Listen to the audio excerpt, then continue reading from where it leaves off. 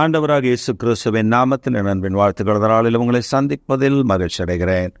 இன்றைக்கு நம்முடைய தியானத்திற்காக நாம் தெரிந்து கொள்கிற வேத வசனம் லூக்கா எழுதின சுவிசேஷம் 1 அதிகாரம் 74 தமது ஜனத்தை சந்தித்து மீட்டுக்கொண்டு நம்முடைய சத்துருக்களின் என்றும் நம்மை பகைக்கின்ற யாவருடைய கைகளின் என்றும் நம்மை ரட்சிக்கும்படிக்கு.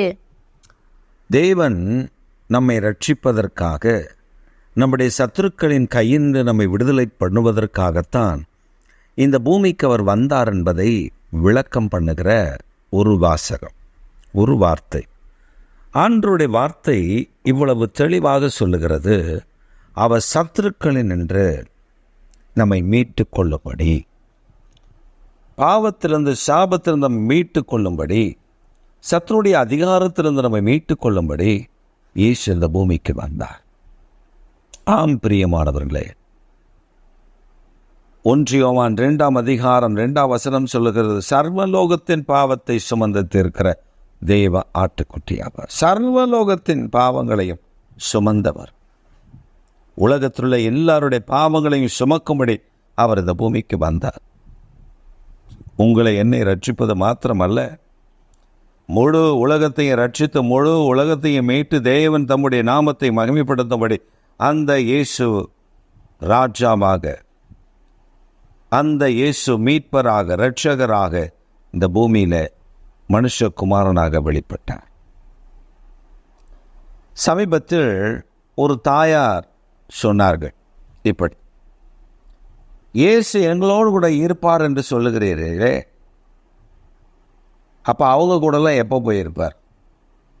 என் கூடவே இயேசு இருந்தா அவங்க கூட எப்படி தான் இயேசு இருப்பார்? அந்த அம்மா கேட்ட கேள்வி கொஞ்சம் அறிவார்ந்த கேள்வியை போல தோன்றும். ஆனால் நான் அவர்களுக்கு ஒரு கேள்வி கேட்டேன். ஏன்னா எப்போதுமே இயேசு கேள்வி கேட்குறவன்ட்ட மறுபடியும் கேள்வி கேட்டு தான் பதில் சொல்லுவார். ஏன்னா அந்த கேள்வியில் தான் பதில் இருக்கும். இப்போ நான் ஒரு கேள்வி கேட்டேன், சூரியன் இருக்கலாமா? ஆமாம். உன் வீட்டுக்கு மட்டும் உதிக்குதா, ஊருக்கே உதிக்குதா? அந்த அவசரத்து ஊருக்கே எல்லாம் உதிக்குது அப்படின்னு. அப்பனா உனக்கு மட்டும் ஒரு ஆண்டவர் இல்லை, எல்லாருக்கும் தானே. நீ எப்படி கூப்பிடுறியோ, நான் எப்படி கூப்பிடுறனோ, அந்தந்த ஆட்கள் கூப்பிடும்போது அவர் அருகில் இருப்பார். இதுதான் தெய்வத்துவம், இதுதான் கடவுள், இதுதான் ஆண்டவர் நம்மோடு கூட இருக்கிறதுக்கான அடையாளம். அப்போ அதனால் ஆண்டவர் மனிதன் அல்ல, உங்ககிட்ட மட்டும் ஒரு ஆள் இருக்கிறதுக்கு. அவர் எங்கும் பரவி நிற்கிற பரம பிதா. அதனால் அவர் எங்கும் இருப்பார், நம்ம கூடவே இருப்பார். அதாவது ஆலோசனை உலகத்தின் முடிவு வருதும் சகல நாட்கள் நான் முன்னிருந்து இருக்கிறேன் என்று வாக்கு பண்ணி இருக்கிறார். பிரியமான கர்த்தருடைய பிள்ளைகளே, உங்களை என்னை மீட்டு கொள்வதற்காக, சத்துருடைய கையிலிருந்து காப்பாற்றுவதற்காக, விடுவிப்பதற்காக, பிசாசுடைய தந்திரத்தை மேற்கொள்வதற்காக இயேசு இந்த பூமியில் உங்களுக்காகவும் எனக்காகவும் சிலுவையில் ஒப்பு கொடுக்கப்பட்டார். அதற்கு தான் வந்தார். நாம் நினைத்து கொண்டிருக்கிறோம், ஏன் அவர் சிலுவையில் அறையப்பட்டார்? சில இடங்களில் பார்த்தால் பரிதாபமான சிலுவையில் இயேசு தொங்குறதை பார்க்கிறோம். அவர் ஏதோ பாவம் செய்தது போலவும், அந்த பாவத்தின் நிமித்தம் அவர் அடிக்கப்பட்டதை போலவும் அவர்கள் சித்தரித்திருப்பார்கள். ஆனால் மெய்யாகவே அவர் நம்முடைய பாடுகளை ஏற்றுக்கொண்டு நம்முடைய துக்கங்களை சுமந்தார் என்று ஏசாயா 53 அதிகாரத்தில் மிக அழகாக சொல்லப்பட்டிருக்கிறது.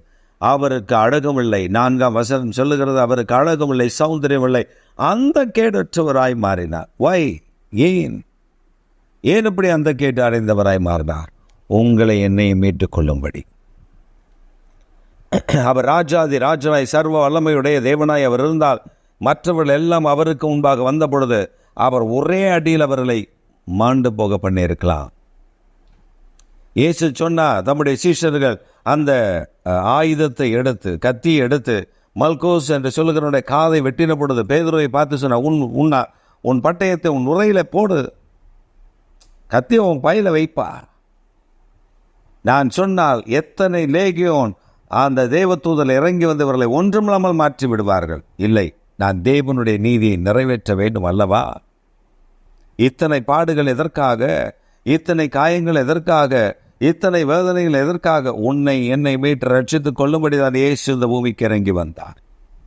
இன்றைக்கு உங்களை மீட்டுக்கொள்வது மாத்திரமில்லை, உன் சத்ருவின் கையிலிருந்து, பிசாசுடைய கரத்திலிருந்து பொல்லாத கிரியைகளுடைய கரத்திலும் தன்னை மீட்டுக் கொள்வதற்காக நீ சொல்ல வேண்டிய ஒரே ஒரு நாமம், நீ கூப்பிட வேண்டிய ஒரே ஒரு நாமம், இயேசு கிறிஸ்துவின் நாமம். அந்த நாமத்தினால உனக்கு கிடைக்கக்கூடிய பலன் என்ன? இயேசு கிறிஸ்துவின் இரத்தத்தினால நீ பாதுகாக்கப்படுகிறாய். நீ கூப்பிட்டு பார், ஏசப்பா உங்க இரத்தத்தினால் என்னை பாதுகாத்து கொள்ளுங்கள் என்று சொல்லிப்பார். நீ உண்மையாய் மனம் திரும்பி உண்மையான மனதோடு அவரை அழைத்து பார், அற்புதத்தை காண்பாய். இன்றைக்கு உனக்கு ஒரு அற்புதம் செய்ய அவர் காத்திருக்கிறார். மாதத்தினுடைய கடைசியில் வந்திருக்கிறார். உனக்கு ஒரு அதிசயத்தை கர்த்தர் இப்பொழுது செய்கிறார். கூப்பிட்டு பார், இயேசு கிறிஸ்து என்று கூப்பிடு. உன் சத்தத்தை உயர்த்தி இயேசு கிறிஸ்து உங்க இரத்தத்தினால பாதுகாத்துக் கொள்ளுங்கள் என்று சொல். ஒரு அற்புதத்தை காண்பாய். ஆமென்.